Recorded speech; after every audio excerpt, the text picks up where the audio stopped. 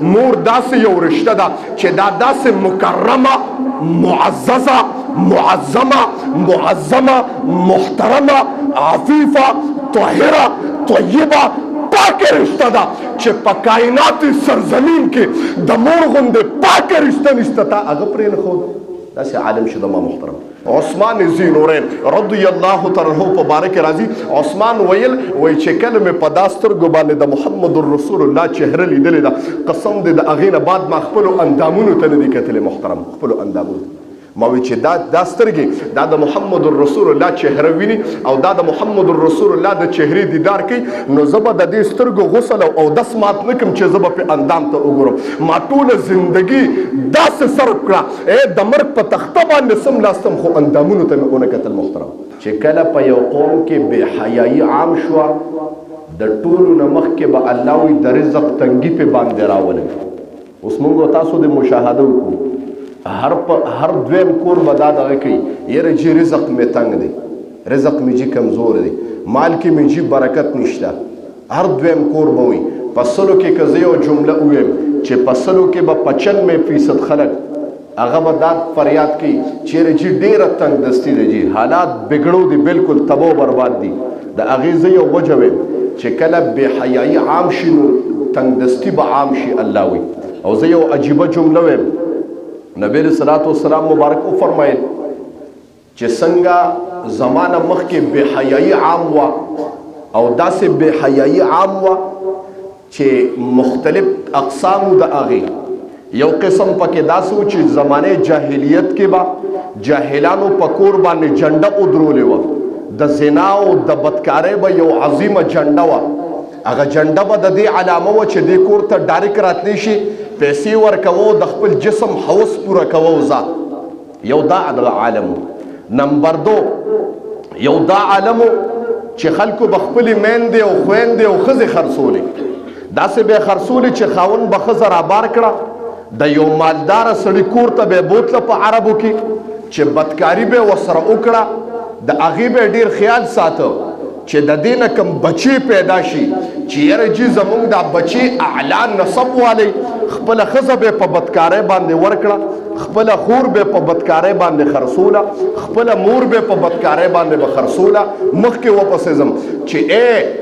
زامنو به د خپلو خویندو سره بدکارۍ کولې زامنو به د خپلو میندو سره بدکارۍ کولې ورور به د خپلو خویندو سره بدکارۍ کولې تره به راولګېده د خپلې خوریانو خورزو سره به بدکاریانې کولې ماماګانو به د خورزو سره بدکاریانې کولې وروارګان به راولګېدل د خپلو چاچیګانو سره به بدکارۍ کولې. مخکې مه ځه راشه اوس دې کې وګوره زما پیغمبر جمله وفرمیله چې قیامت به نه سبا کېږي بلکې انتظار د قیامت د سبا کوه چې تا باندې به د قیامت اعلان وشي تا باندې به د قیامت اواز وشي تا باندې به د قیامت یو چغه زمار وي او هغه چغه ګویا ډېره اوږده نه ده. کله چې دا عالم راشي چې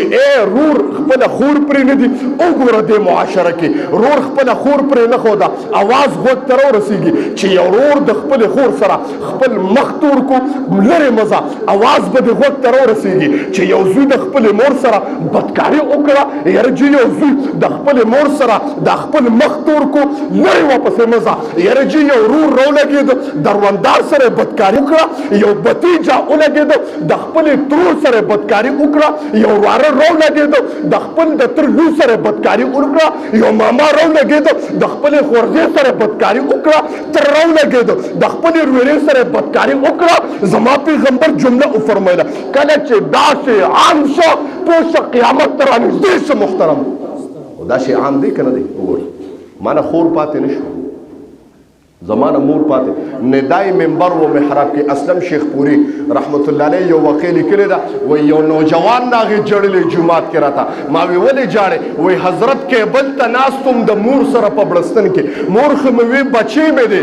مور مې وی دا زما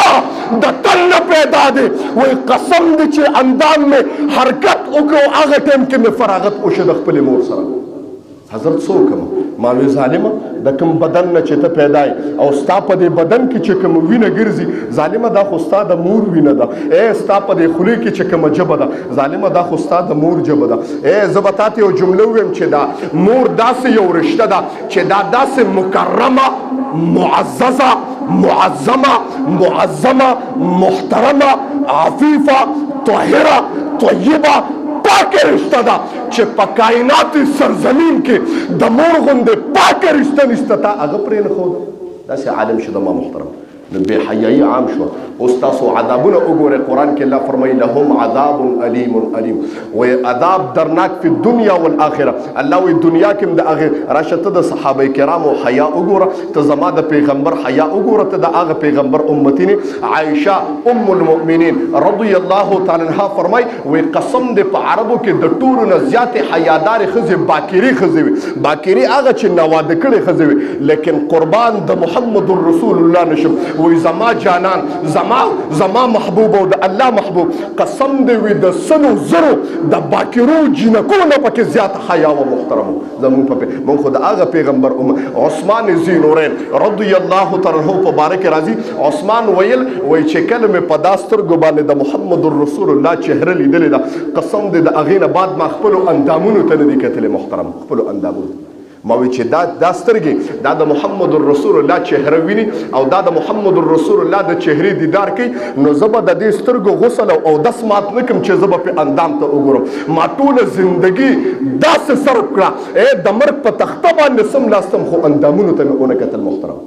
نن ته وګوره موتا کې څومره بې حیایي ده قرآن کې الله فرمایي قل للمؤمنین یغضوا من تاسو ته یو ناشنا خبره کوم کله چې قرآن کې یو امر راغلی دی چې اقیموا الصلاة الله سړو ته امر کړی دی نو ښځې په هغې کې لاندې شته ښځو ته یې دوباره حکم نه دی کړی وآتوا الزکاة د زکات امر یې کړی دی سړو ته کړی دی نو ښځې پکې خود به خود رانې د روجې امر یې کړی دی نو ښځې پکې خود به خود رانې لیکن کله چې د حیا معامله راله حیا راشه قرآن تا ته ویم د رب کلام تا ته ویم څومره چې د حیا معامله راله نو زما رب سړو ته ځان او فرمایل چې قل للمؤمنین یغضوا من ابصارهم ويحفظوا فروجهم اے محبوب دې مؤمنانو ته ووایه چې د خپلو سترګو حفاظت وکړي د خپلو شرمګاهونو حفاظت وکړي وقل للمؤمنات یغضضن من ابصارهن ويحفظن من فروجهن محبوب دې ښځو ته ووایه چې د سترګو حفاظت وکړي او د شرمګاهونو حفاظت وکړي محترم